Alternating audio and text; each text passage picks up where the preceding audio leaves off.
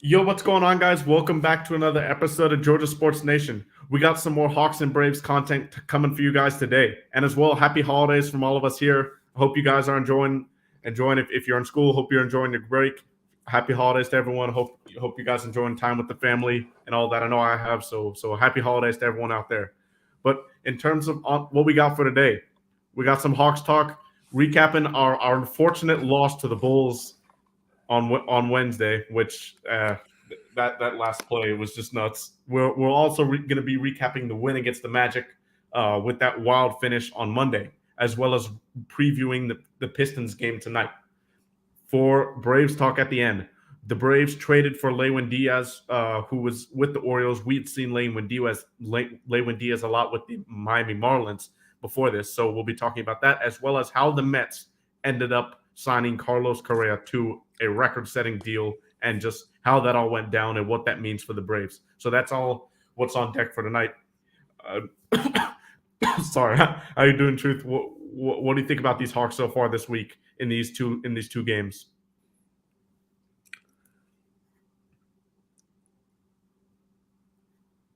Uh,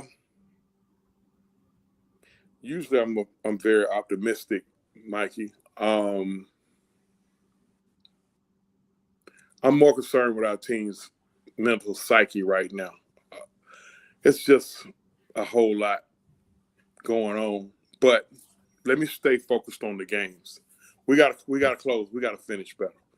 We're not closing out games the right way. For you know, for whoever you want to point the finger at, for whoever you want to blame, they need to figure out how to close games. Right now the fan base is split down the middle on where to shift the blame. I'm not even going to go into that. We need to close out games right. There's a big old elephant in the room right now going on with this team. If we got time, we'll discuss it, and I think you know what it is. 100%. But we got to figure out how to close out games, Mikey. Our offense is really the main problem. Like defensively against the Bulls, the Bulls down the stretch in this game made 6 straight mid-rangers. 6 straight mid-rangers. Contested well. Except for the Patrick Williams one. He had a pump fake at the 3. He dribbled in once. Okay, yeah, good shot. But these were well contested. A lot of these switches on Onyeka Okongwu on DeMar DeRozan against the Bulls were really good. He defended DeRozan well. Yep. Listen, they were all defended well. The only one DeMar missed was the one right now, in hindsight, I wish he had a made. Yep. Yep. Because if he makes it, we got a second and a half left on the clock. Maybe 2 seconds. Yep. So, but while we're shooting ill-advised jumpers and threes, they shot 6 straight mid-ranges. For what? Listen, right now, because we done tore our head off in New Pack City group. Shout out New Pack City. My man Jamal Price and the crew over there. We done tore our head off over there about who's at fault. But forget about who's at fault. It needs to be fixed. And I'm saying this as a 50-plus year fan. It needs to be fixed soon. This team has entirely, Mikey, too much talent. It does. It too really much does. talent to be doing this. Okay, so it need to be fixed. That's it. Now, normally I would be confident about playing the Detroit Pistons, but I ain't confident about playing nobody now because we so unpredictable. Yeah, who knows? Like we'll go out there and have a game against the Bucks or the Nets or the 76ers. Play lights out against top tier teams, and we'll look like world beaters. Yeah, we play lights out against those teams, man. And so they need to fix that down the stretch. We do. And in this specific game for the Bulls, it wasn't like the Hawks had this gigantic lead where it was a meltdown. This was a different the Hawks are consistent about blowing leads, right? We've done that this year a lot. But this was a different type of lead because we had fought back all the way to take an 8-point lead. We had an 8-point lead with under 5 minutes to go, and our offense just started struggling. We've got Trey, for as much credit as if we give him, he's been playing excellent, by the way, these last 3 games. He looks like the old vintage ice Trey that we know and we love, and that we know he can be a superstar. So his shooting has gotten much better. He's now shooting over 35% from 3 in the past 4 games. So hopefully he's figured out his month and a half long shooting slump, which is just insane to think about. And hopefully this team can go places with Trae Young at the helm. But most importantly, we're getting healthy. Tonight, when we review the Pistons game a little bit later in more depth, we're going to have all 16 players healthy. Clint Capela is back tonight, just confirmed a few minutes ago before we started the show. And our defense is going to improve with that. Our rebounding is going to improve. And speaking of rebounding, I do want to get your opinion on this. So a lot of people on Twitter were just like, oh, John Collins has packed his bag. He's got to go. He couldn't grab a rebound. He let Ayo Dosunmu win. But watch this play, specifically Bogey and DeJounte Murray. Dosunmu gets it in. It's going to be DeRozan to try to win it. Air ball. Stick back is good. If you saw Bogey and DeJounte Murray, specifically Bogey, no box out on the Bogey didn't box his man out. Period. None. And listen, fans, y'all get off JC on this one. You don't expect. Listen, a rebounder does not expect the ball to completely miss the rim. Air balls create hectic boards and low rebounds. Yeah, it completely missed the rim. The ball went straight through his hand and hit him in the belly. I was initially pissed when I watched it. I'm like, JC, but that's why I always tell people to go back and watch the game again. Once you get out your feelings as a fan, go back and watch the game again so you can take a more analytical approach. Oh yeah, you're spinning right now. Hell, 100%. Hey man, it was really a shit happens play. Bogey should have blocked. JC boxed his man out. Bogey should have boxed his man out. Period. That's it. Yep. And we should have never been in that spot. Yeah. Like you just alluded to, we was up 6-8. We had just secured either a rebound or got a steal. Trey trying to do too much. On a break, threw the ball right into I keep calling him Jokic, Vucevic's hands, and that's when it started. Listen, it started with a Trey turnover. Yes, Trey's been playing lights out, but he only plays lights out for 3.5 quarters. That's true. He in the regular season, and I'll never understand this, right? When we had that Eastern Conference Finals run in close games, we always came out on top. Mm-hmm. Trae Young led the offense beautifully. For some reason, in the regular season, this is every year of his career. For some reason, in the regular season, he cannot close games offensively well. He's got silly turnovers. It's weird. Like it's when the pressure of the playoffs got to him, stone cold. He was awesome. But when in the regular season, for some reason, he just can't close games, which is just weird to me. And yes, this is true, Alex, especially at the end of games. It's stationary and robotic because it's heliocentric. We play around Trey and DeJounte sometimes, and it's really it's predictable, to be honest. And we turn into ball watchers, and right now it's getting the coach killed, and it can ultimately cost the coach's job. But see, here's the thing: the coach is in a pickle. You got a $210 million superstar. Yep. But basically, you're doing all you can to keep him unhappy. You keep him happy, and from the reports, he's still unhappy. Those reports. I'm not even gonna give even 2 thoughts about what that report was saying from Kevin O'Connor about how Trey might be supposed to trade. Yeah, I don't care about what comes from the outside. My issue with that is what's being leaked from the inside. That's my issue. Somebody on the inside talking. From like 2 weeks ago. Yeah. Yes, somebody on the inside talking. I mean, it's obvious. Somebody is talking because they got to be, people like Kevin O'Connor, he's got to be given something. Yeah, he's not going to make something up out of thin air. He's not just going to just make something up. He's got to be somebody's talking, whether it's from the locker room or somebody connected to the locker room. And I'm gonna leave that right there. And I did want to get to this point real quick, but Alex, Kevin Huerter's having a career year. A lot of the media and a lot of Hawks Twitter was on, Tony Ressler, and rightfully so, about the luxury tax stuff and everything. But Kevin Huerter is not exactly having the year that everybody thinks he's had. This year, Kevin Huerter started off super hot. He was shooting over 50% from three. He was going crazy. He has really tailed off.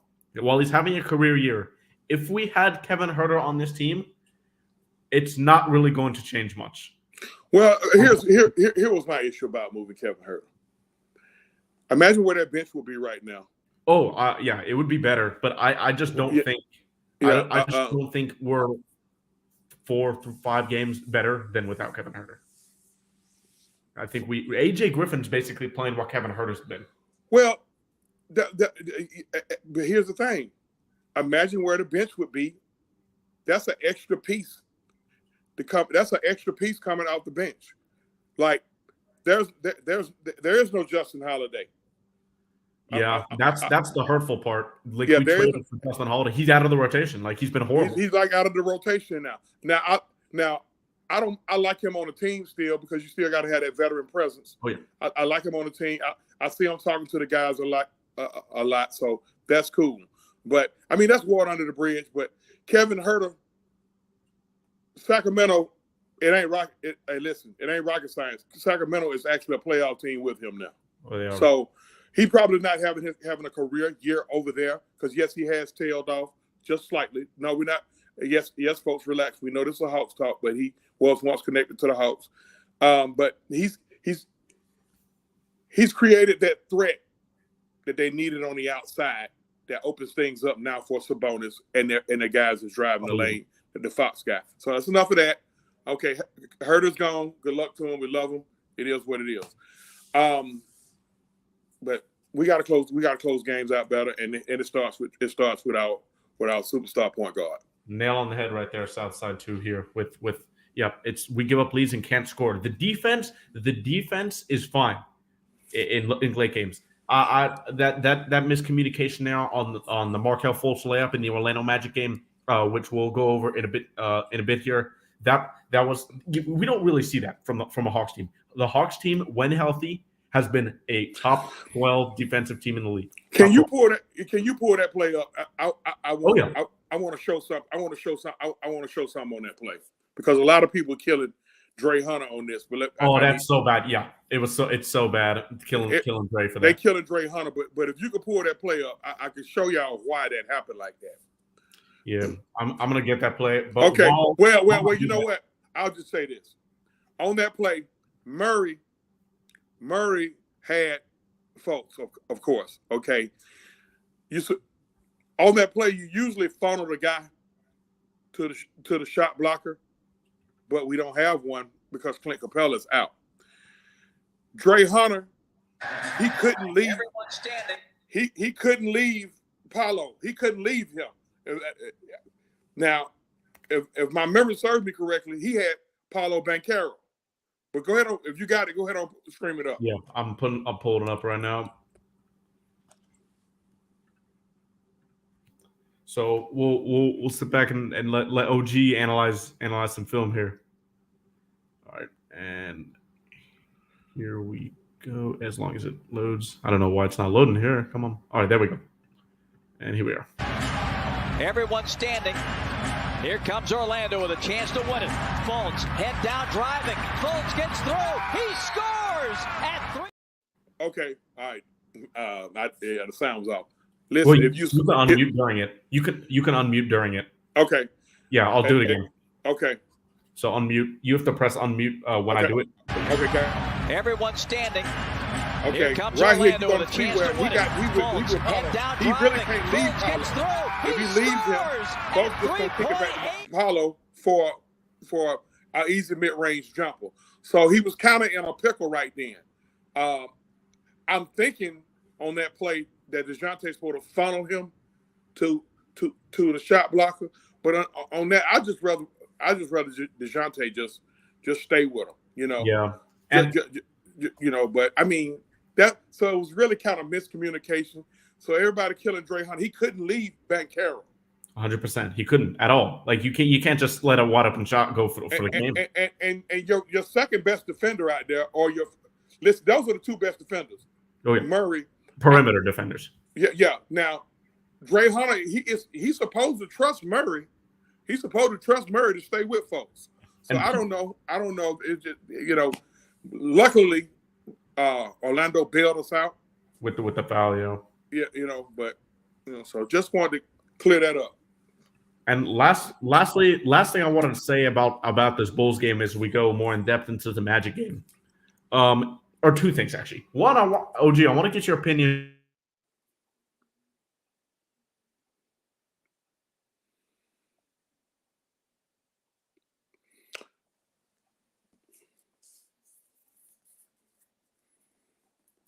All right, Mikey kind of freezing up over there, y'all. But until he gets back in, we gotta, I keep saying we gotta close games out better. And he was gonna probably go into the Orlando game. And here's the thing about the Orlando game. The part that bothered me about the Orlando game the most is we were up 12. Okay, we were up 12, and things started to go haywire, and it started with a technical from Trae Young. Trae Young at times he talks to the referees too much. Leave the refs alone. Just leave them alone. Why you keep bothering? Okay, I get it. You're getting pissed because you feel like you need to get calls, but you're going to the timeout. You're talking to the refs, and you come out of the timeout, and you back talking to the refs. Leave the refs alone. Why you still bothering? He tees you up, they make the tee, and then their rally starts. Okay. We didn't score another point after that until the DeJounte Murray free throws that ultimately won us the game. But listen, man, you got to leave the refs alone. Hopefully Mikey will be back with us soon. It's a lot of inclement weather everywhere. Hopefully everything is okay. Let me address the. My internet just went out. Yeah, that's cool. That's fine. That's cool. That's fine. I was about to address. I went into the Orlando game. I went back into the Orlando game on how we had a 12-point lead and we lost it. On a 13-0 run. I started it. It all started with the Trae Young technical. And at a time, it's certain times you got to leave the refs alone. Leave them alone. Okay? I get it. We keep getting screwed on calls. I get it. But at a certain time, that's when you got to be a leader, man. You got to swallow your little pride. Stop making it all about you. You get teed up. They make the technical free throws, and then they make 12, and then they make 12 more points after that. Okay, and it took for them to bail us out for us to win the game. And it's and again, and you go ahead on and finish it up on this, Mikey. It's our inability to close our games down the stretch. Go ahead. Yeah, Trae at the end of the game was talking in his press conference saying, Mo Wagner was like playing dirty. And in the last 2 minutes of the game, in the last 2 minutes report, the NBA did reveal that there was an offensive foul that wasn't called on Mo Wagner a couple plays before that. But you're completely correct. Trae, the past is the past, especially, you wait till the 2 minute report comes out the next day. I know you're pissed and stuff like that, but you got to wait. You got to let all that stuff come behind you. You got to focus on the task at hand. You got to make sure the refs aren't in the way of you putting the game in your own hands. And unfortunately, that was some momentum for the Magic there, and they almost made us pay without that foul on Mancaro and DeJounte hitting 2 clutch free throws. I mean, hey, play dirty. Hey, listen. Hey, check this out, Trae. Hey, Mo Wagner playing dirty, and you're not getting the call. Play dirty with him. Now you play dirty with him, and they make the call. Now if you have a meltdown, then that's fine, because you letting them do it to me, but you ain't gonna let me do it to him. But don't just keep talking about it. OG Big Sam, don't just keep talking about What it. it And then get that. We don't need that technical right then. Trust me, I understand. The refs, the NBA refs are the worst. They are horrible. They're running neck and neck with them NFL refs. Yeah, they can all ride in the same car. So I mean, but at a certain time, you got to say, okay, we got to win this game. Just go win the game. Kenji, I want to push back on this a little bit because I don't think our issue is defense late in games at all. I mean, against the Magic, against the Bulls, I really it's our offense that really is. We have the 27th, I believe, rated offense in the fourth quarter, but our defense we that good? Looking okay. Looking at what are you seeing in our defense that you're saying it's our biggest issue?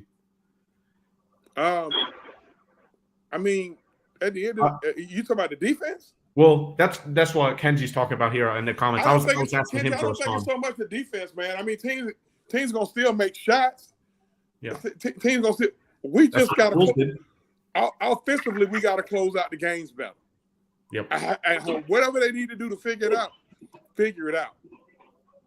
You can't win games late with simple turnovers and non-communication, and then simple-minded miscues of communication on defense. You can't. You can't. And that is not a Nate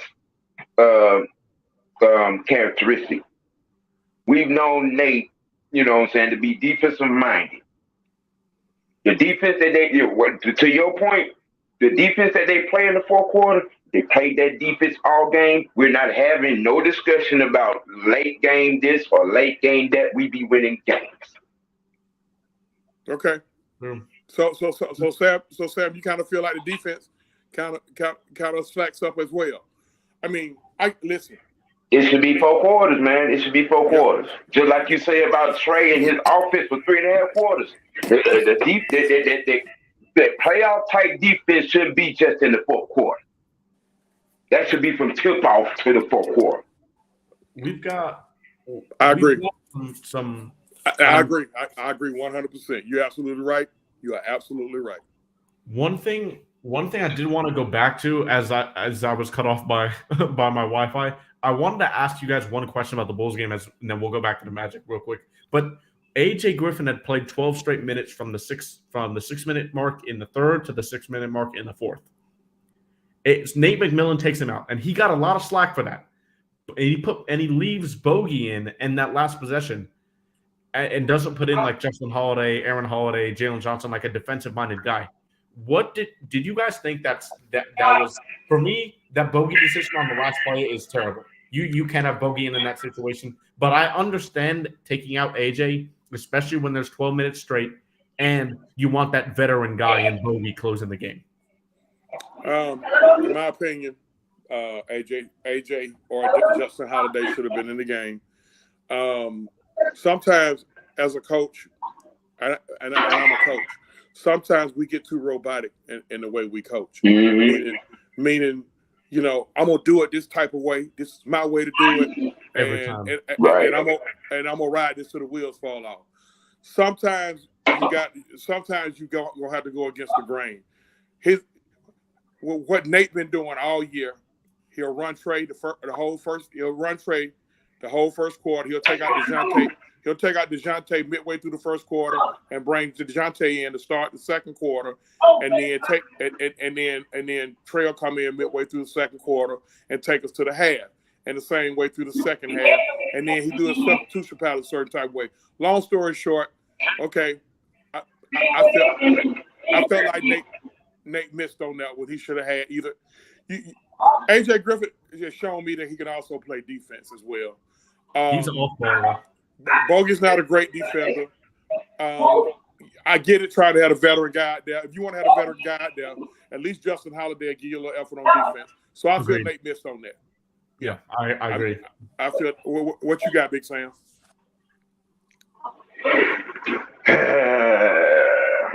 Well, coach, so a lot of times we second guess coaches' choices and how they do things and what, formula that they stick with. I mean, you trust your instincts, you go to instincts, you go to choice, you don't second guess it, you keep it moving. Absolutely. But also at the same time, you got to know, what your personnel is and isn't. With that, you got to know that. Yeah, you got to know that in a lot of situations when you need to stop, Bogan ain't necessarily the best personnel to have on the floor when you want some defensive crunch. Understatement. And I felt like this is part of the reason why we went and got the Holiday boys. The go with to put a blind eye to some defensive lacks, if you will. Talking about Trey. We got these people, we got these bodies. Like I said, you got to know what you got them for. Tyrese Martin. And use them for what you got them for. Tyrese Martin would have been perfect right then. Yeah. Tyrese Martin would have been perfect. Yeah. That was an oversight. That was an oversight from Nate. And Kenji, the Bulls scored on every possession in the last 4 minutes. They didn't, by the way, but these jumpers that the Bulls scored, they were well contested. Very contested. For 6 straight mid-range shots. That's the shots we want them to take. They made them. I mean, these are NBA players. Well, the Bulls are a very well. No, they are. They want to take mid-range. They do mid-range jumping team. You know what I'm saying, with the Rosen and them. That all them boys can shoot that mid-range. Yeah. And you coming in to play them, you should know. That's one thing you should know from the scouting report. Just plain old watching film. But at the same time, that's you don't want them going to the rim, and you don't want to leave an open three. You can let DeRozan hit the three. Sure. Right. You're not going to leave Patrick Williams wide open from three. You're not going to leave Zach LaVine. You're not going to leave DeSumo wide open from three, or Vucevic. So, at the same time, these were contested jumpers. I mean, you could go, except for the Patrick Williams step in, you can go all 5 of those jumpers except that one, and see that they were well contested. They hit them. I'm not faulting our defense for this game down the stretch. How are the Bulls? You know what? How are the Bulls 13 and 18? It's ridiculous. Look at their talent, bro. I don't know if they got some personal issues going on like we do. They do. They do. Zach LaVine isn't. They say the disconnect with Zach LaVine. Okay. He's not playing for the team, and there's DeRozan may want out. It's bad. It's bad in Chicago. Who's the coach over there? Billy Donovan. Billy Donovan. Billy Donovan. Yeah. Oh, yeah. Yeah, Billy Donovan. Nice guy. Too old school. I think he belongs back in college. Oh, like when he was. I think that means I believe Billy Donovan needs to go back to the NCAA. I never thought he was a NBA coach to begin with when he got hired. I never did. Honestly, it was. I think that him getting hired at OKC was a crapshoot. I mean, it looked good to begin because of all the talent that they had. But Billy Donovan is not an NBA coach. He's not. Okay. He's not. That's interesting. Yeah. I can't argue that because he damn sure. Has he won any titles? Nope. Has he been to a finals? He's made it to the big dance once, and that was on talent. That was on talent. What was that? The last OKC team? 2012. That was on talent. Oh yeah. That team was on autopilot. Yep, it was. I don't really have much of an opinion on Billy Donovan, to be honest. I don't think he's a bad. I don't think he's good. I just think he's a mid coach. That's kind of where I am with him. He's an NCAA coach. He's not an NBA criteria based. He's not. He got lucky with the hire and got a whole bunch of talent up under his belt. All right. And when the money got involved, and this piece went, and this started to break down. I mean, how can you lose that job? I mean, Washington played a little better when he got there. Yeah. So, I mean, it's give or take. It's give or take with him. I mean, but I feel Sam's side of it too now. Going back to this Magic game, one thing that really impressed me from this game, like when we were playing well for 45 minutes, was AJ Griffin's footwork in the mid-range area is so good. Like, he's just so fluid. Like, he'll do pump fake up and under. He did that a couple times on Banchero. His mid-range scoring is really good, and he's comfortable around them. He's comfortable in all facets on the offensive side of the game early in his career. Like, what he's doing is really impressing me. What did you guys think of his offensive performance in this game? As he had a great game. He added 19 points and was also a team high plus 15 and was 3 or 4 from deep. Go ahead, Sam. I'll close it out. That young man is growing up in front of our eyes. There's not every once in a while I see him maybe second guess, but that's him just being a youngin, in big situations. But he's growing up right in front of us. I mean, he's going to be a problem real soon. He's going to be a problem. You could tell by the way he plays that his father either played the game, his father was his coach. His father is an assistant coach on the Raptors. Yeah, exactly. You can tell by the way he plays. He's very fundamentally sound. Dre Hunter kind of similar. Dre Hunter fundamentally sound. You can tell they've been to all the camps. You can tell they've been to all the camps, but he's very fundamentally sound. He refuses to do it the wrong way, and he's doing it the right way. That's why he's looking the way he's looking. One thing, he's no question the steal of the where we drafted him at. Oh, it's a steal. He's the steal of the draft. 100%. He may not. Banchero gonna probably be runaway rookie of the year. Yeah. But he the steal of the draft. 100%. There's no way anybody else can argue any other steal of the draft. You can say like Walker Kessler's been really good in Utah, and Kessler is good. He's really good, but. Let me just add that in this little detail in real quickly. That Rudy Gobert trade for the Timberwolves, that is so bad. Like that trade so far has looked awful for them, just awful. But yeah, Walker looks like a more athletic Rudy Gobert. He literally looks. I'm hearing some rumblings and grumblings up there about. Well, you already have. I mean, it's looked bad for them. But as we move on to the action tonight. We're going to be facing the rebuilding Pistons after a tough loss to the Bulls.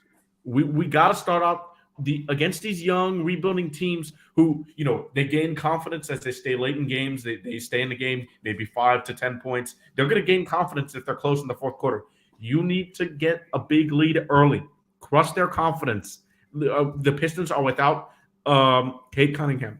They're one of the worst. They have a 117 defensive rating. I believe this season. Or is it this season or is it in recent days? I did see that somewhere. But regardless of what it is, this is a game we should blow them out after especially a collapse that ended in a win on Monday and a collapse that ended in a loss on Wednesday. Yeah. Well, they're 118. They're 1-7 in their last 8 games. 1-7. And this is a game where, we should come out and just put our foot on their necks, play some starch hard defense. We play Nate McMillan defense for 48 minutes, and we could, go home easy. Yep, and the best part about tonight, is Clint Capela will be back. We're going to be fully healthy tonight. Good. Nobody on the injury report. for the Hawks. All 16 guys with the team and all 16 guys available. So really going to be interesting to see what Nate McMillan does in rotation. Because after the Bulls game in the second half, we had a 7-man rotation. 7-man rotation.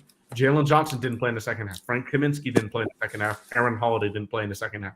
We only got minutes from Bogey and AJ off the bench. Really going to be interesting to see. Obviously, Onyeka is going to go back to his bench role where he hasn't been good so far this season. He's been excellent in the past 3 games. Excellent against the Bulls. He had 18 and 11 with a career high tying 5 blocks and a career high in minutes in 40 minutes. We need that Onyeka to show up, but off the bench. Playing with DeJounte Murray and Bogey. I'm really curious to see the DeJounte, Bogey, and Onyeka Okongwu minutes. That's going to be the key for me tonight. That's what I'm most interested in. And you know what? Listening to all of that, I would feel real confident about the Hawks just going out there blowing them out. But they've been so freaking unpredictable, man. They so freaking unpredictable. Like, which Hawks team gonna show up? Is it gonna be the Hawks team that done beat Milwaukee twice, or is it gonna be the Hawks team that lost to Houston when they had 2 guys go for 83 points? Mikey, Sam, y'all help me out. Please give me some. I need some therapy. I need therapy. Sam, go ahead. My straight up no BS assessment of this is, whatever this elephant in the room, in the locker room is, until that get fixed, this team is going to be up and down. Yeah. And a lot of people are saying whatever the deal is, because a lot of things that he's doing off the court, it's showing me red flags, and I'm seeing some disturbing shit about that happen come off season. One thing I wanted to point out, Kenji pointed out here, DeJounte has actually been playing so many minutes, even coming back from his injury. Yep. He played 40 minutes against the Bulls, 40, and against the Maggiet, that was his first game he came back. He played 38. I mean, these minutes are insane for him, especially coming off an ankle sprain. So, is he 100% yet? Man, we got 4 point guards on this team. There's no reason why any one of them guards should be playing 40 minutes. I agree. Agreed. I agree. 100%. He's been playing so many minutes, and this is all the more important. Why tonight is got to be a game where we put it out in 3.5 quarters. Let last 5-6 minutes. Let the starters rest. Get the bench in. Get Frank Kaminsky, Tyrese Martin, Justin Holiday, Vit Krejci. Let them get these minutes and blow them out by double digits, because we need that type of win tonight. No, and you know what? I'm glad you mentioned Frank Kaminsky. I think Frank could stand a few more minutes. Oh, no, yeah. Okay. I'm gonna push back on that hard. Frank Kaminsky has been terrible. His defense is so bad. He allows like 80% finishing at the rim, bro. Frank Kaminsky. Okay. Well, I'm gonna speak from this standpoint, Mikey. He can stretch the floor as a big. His defense, but he's not great. He's not been a great defender. Listen, you got me on that one. But I can't do it. At certain times, we might need another big that can stretch the floor. At certain times in the game. You ain't got to give him no 15 to 20 minutes per game out of the bench. Give about 7 to 10 minutes. Another big and then stretch the floor. I see where you're coming from. The only thing is that in those brief stint, like the minutes against the Bulls, when he was in the second quarter, he was a -10 in those 4 minutes, and they got to the rim completely at ease. That's the only thing that really bugs me about Frank Kaminsky being on the floor. And besides, unknown comment. When you say trade Trey and no context, we're not gonna pay attention to that. So if you come up with a reason why you specifically want to trade Trey, maybe we can talk about it. But I think that's pretty absurd. if I were you. Well, I have a piece of context. Because Nate McMillan is respected around this league. He is, but he's not been coaching. Okay. All things considering, that has a lot to do with Trey. It could, yeah, but we're not gonna. There's no way. And when the superstar of the team is not towing the line, the company line, to for the lack of a better term, you think anybody else on the team gonna follow? Whatever this beef is, whatever this thing is, Trey needs to grow his little ass up. Period. He does. And come on with the come on. You are the leader of this team. You're the highest paid player on this team. You're the meat of this team. God damn it, look at him. Put your ego where it belongs, outside in that damn gutter in the trash can. And keep your dad off social media. Team. And that too. Papa Ray needs to get off of Twitter. He needs to get off of Twitter. You know what? That's the big old elephant in the room. And hey, listen, that's something, because I already know we short on time because we got to go to the Braves. Yeah. We'll do so. We can really table that the next week. I mean, we got time. If you guys want to get up for like 3 or 4 minutes, we got time. Okay, okay then. It is a no when you taking shots at other players on your team. That's a no. He needs to get off of social media. Yep. Get off of social media in this age is kind of crazy. Like, players are going to be on social media. We see Kevin Durant. Players are going to be on social media. We're talking about daddy. Look, let me say something real quick. Can we not get involved in rumors? We have no idea that this is true. So I just want to say that we don't do rumors. If it comes from a credible source, then we can look into it. But we try not to look too deep into it. I'm not talking about.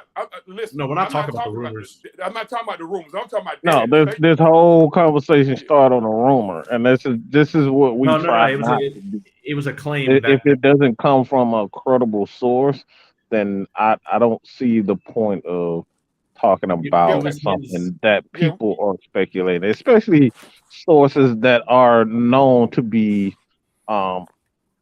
liars. I'll just say it like that. They're known to be to make up stories to get fans riled up, and that's what we try not to do, is get fans riled up. Here's the reality. Are we talking about Chris Haynes? No, you're talking about the guy from Boston. We didn't bring up the guy from Boston. Here's the reality of the situation. Bring up that article.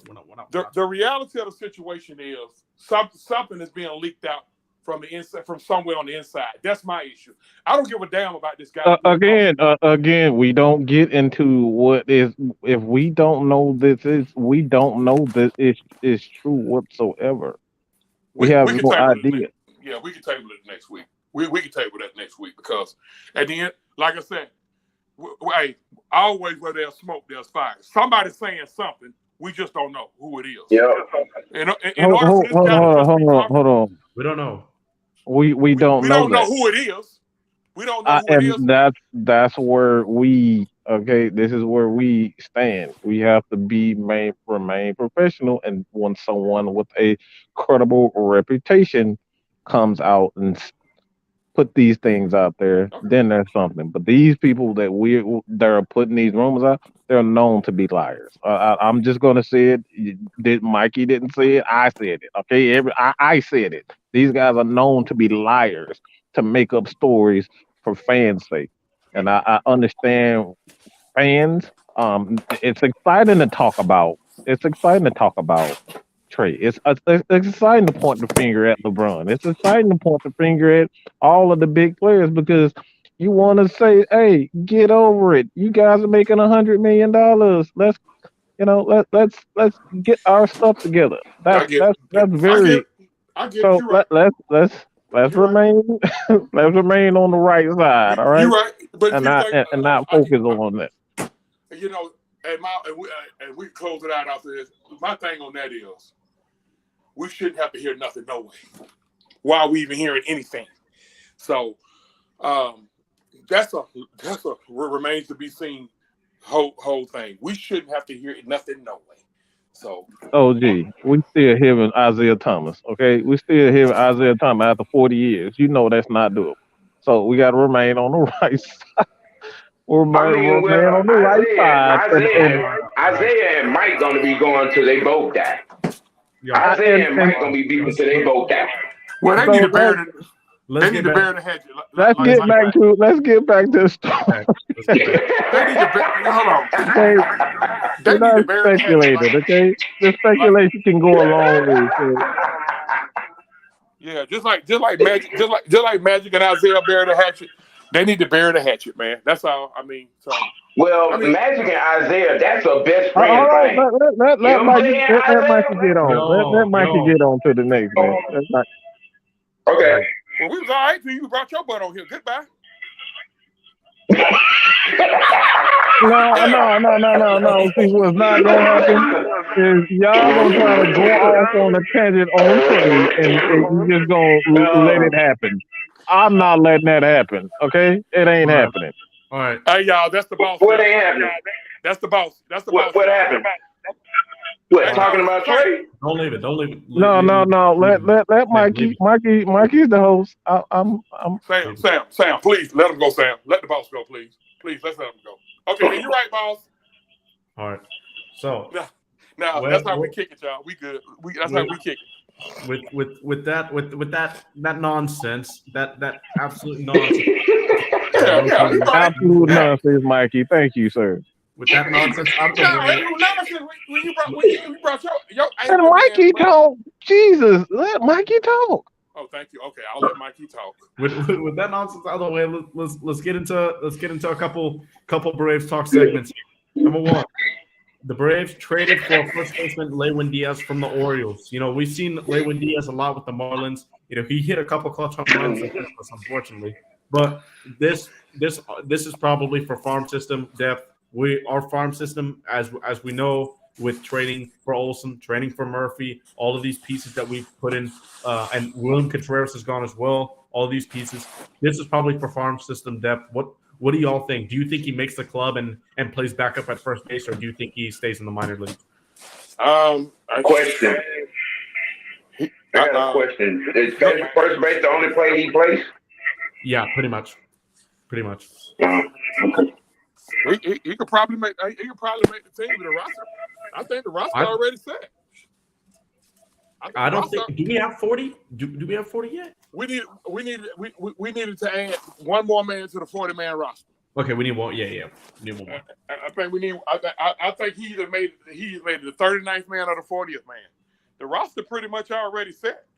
I expect them to add one more piece probably, but you got to have farm system depth. So a couple of those guys gonna get sent down to the minors. Is Soroka ready to start the season out of spring training? He should be ready to go, right? Right. Yeah, Soroka should. Yeah, I mean, we'll see how Soroka he's should in be ready spring to go. He's been out 2.5 years. He should be ready to go. If not, if not, you just got to go and cut your losses. Luke Jackson should be ready to go, right? Right. Yeah. No, I don't think by spring training. I don't know if he'll be ready completely by spring training, but early in the season, 100%. Okay. Noah won't be ready to miss season though, right? Nah, he's gonna miss. Tyler Matzek's gonna miss as well. I know Matt's gonna miss the whole year. What about Noah? I believe Noah's gonna miss the majority of the year too. See, I mean, damn now. Good God Almighty. That's why we traded for Joe Jimenez from Detroit. That's why we've traded for some relievers. But okay, we did. We need another lefty, in my opinion. We still need another lefty. Because Dylan Lee, I'm gonna tell you, Dylan Lee gonna start me to smoking crack. Okay. So Dylan Lee was really good last year. Dylan Lee was really good. In the middle of the season, Brian Snitker started using this man like every single game, and his usage rate went up. You're absolutely right. His stuff got it. It started getting flat. It started getting flat. Yep, it was his breaking ball was getting flat. He was hanging him, getting hit hard. But when he went back to his normal usage at the beginning of the year and towards the end of the year, he was lights out. He was lights out. I think he can be really good this year. He's going to be a really important piece. Really important. I'm gonna address the elephant in the room. I think we missed Will Smith a little bit coming out of that bullpen. Oh, No, you whoa! You on? Wow. No, because We hold will. on, Mike, We will. Mike, baseball is my sport. Don't interrupt me. Let me tell you why. Oh, okay. Let me tell you why. God damn. Certain situations, Will Smith didn't feel no pressure. Like Bases loaded, nobody out. Will Smith didn't allow to run. He had his times where he'll lay one over the plate and the dude will hit it to the parking lot, but he felt no pressure. So just he felt he didn't give a damn about pressure. Like you could throw him in there and he gonna have that same demeanor, that same look, and he get out of situations. Okay, him not being there played a part. Okay, Tyler Massey getting hurt played a part. Okay, Dylan Lee ain't it to me. Schmidt had to overuse him, and that caused problems coming out the bullpen. Okay, so I'm just saying, I ain't saying Will Smith is the second coming of Aroldis Chapman. Absolutely not.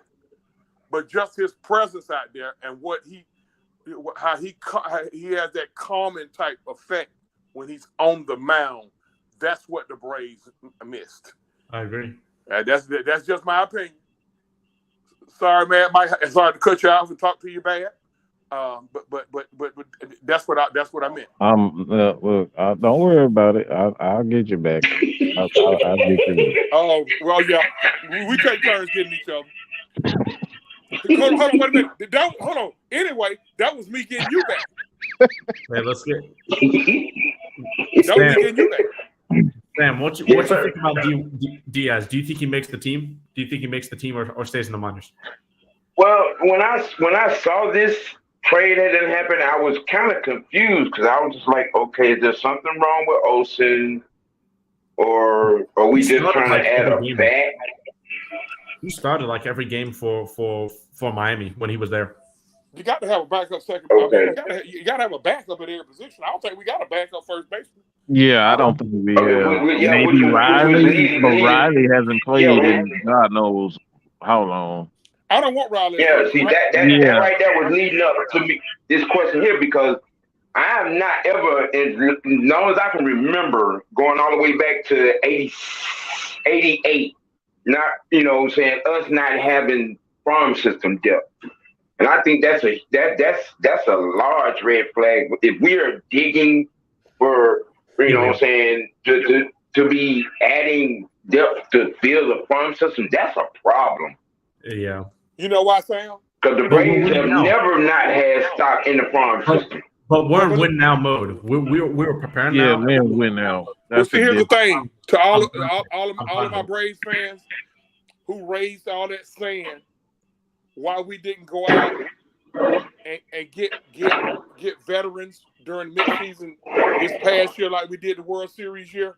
See what happened? Right. When you go out there and you get them veterans, you got to deplete your farm system. Alex Anthopoulos couldn't continue to deplete his farm system. So what he chose to do this past season was secure the future and keep our farm system straight.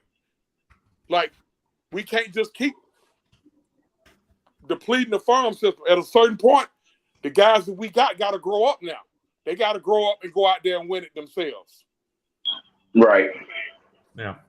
And that's why we're in now mode. That's why we had all this farm system throughout the rebuild in the mid 2000s and early 2010s, or not mid 2000s, yeah, the early 2010s and the mid 2010s. That's where we got all this farm system depth, and now we're using it to win now for Sean Murphy, for Matt Olson, for these guys that are going to bring upgrades to our team. So that's That's where we're using them now. But as we go on to our final topic today, yesterday, was it yesterday or 2 days? I believe it was yesterday.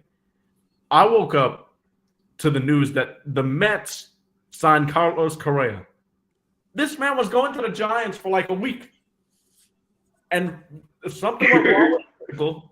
It couldn't be released by media. The Giants would not tell anybody. But something went. There's a complication with the physical. It's this man, Steve Cohen, the Mets owner. If you don't know, Steve Cohen offered to pay for his physical and for whatever was holding back with the Giants for him to come to the Mets. He spends so much money on this team, but the Mets infield is scary. They've got Alonso, they've got McNeil, they've got Correa and Lindor. This Mets team infield is scary, and this Mets team is going to be really good. Expensive, but really good. It makes it all the more reason for us to be motivated because we're not on the payroll right now. We're not a top 5 team in payroll like our owner said. What do you guys think we do? Do you guys think we spend more money? Or do you think we go out like with a underdog mentality kind of thing? Hey, man, here's the thing with the Mets. They looking like 97 Marlins. They spend so much time trying to compete with the New York Yankees. But guess what? The Yankees not in y'all division, bruh. We're going to let y'all keep having the highest payroll while we winning our 6th straight division title. Mic drop. Enough said. What do you think, Sam? Yeah, that's it. That's it. I have no it's pointless. You're gonna lose. I don't understand the point. I don't understand. You shelling out all this bread to finish second. They're 1 through 6. It's like they're trying to relive the 97 Marlins run when they spent all that money on Bonilla and Sheffield and them.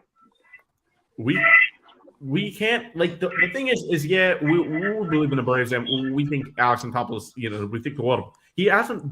This hasn't been the greatest offseason, of course, for the Braves so far. I mean, we got 2 more months or so. No. But it's no secret that this has not gone the way we want it to. We can't ignore the Mets 1 through 6. The 1 through 6 in their lineup is scary. It's scary.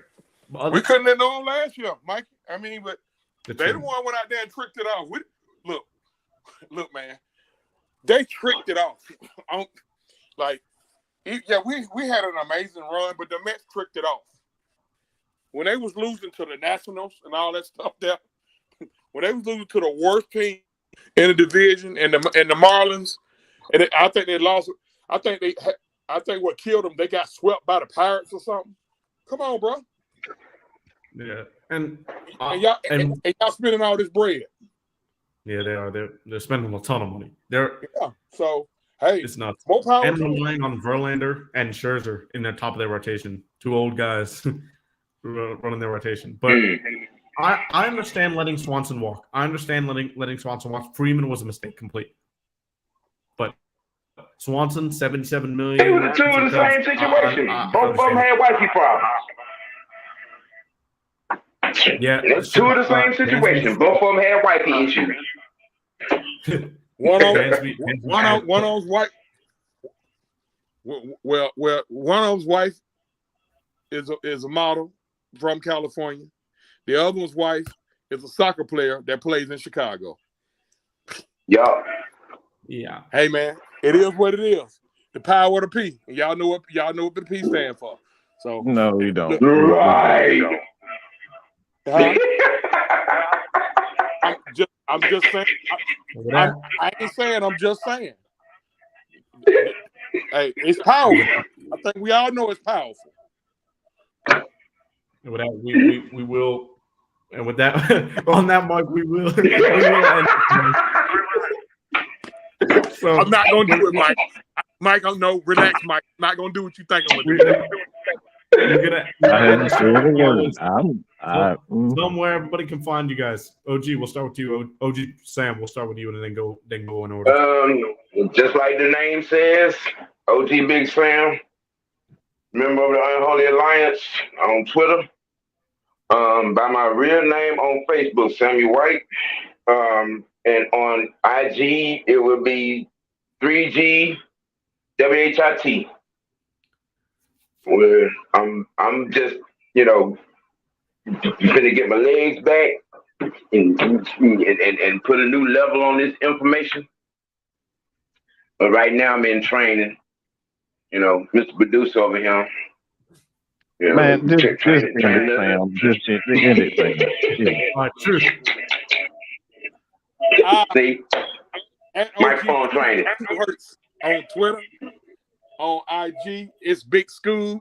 Because Scooby is my nickname. Our Right. Facebook, Currency M King.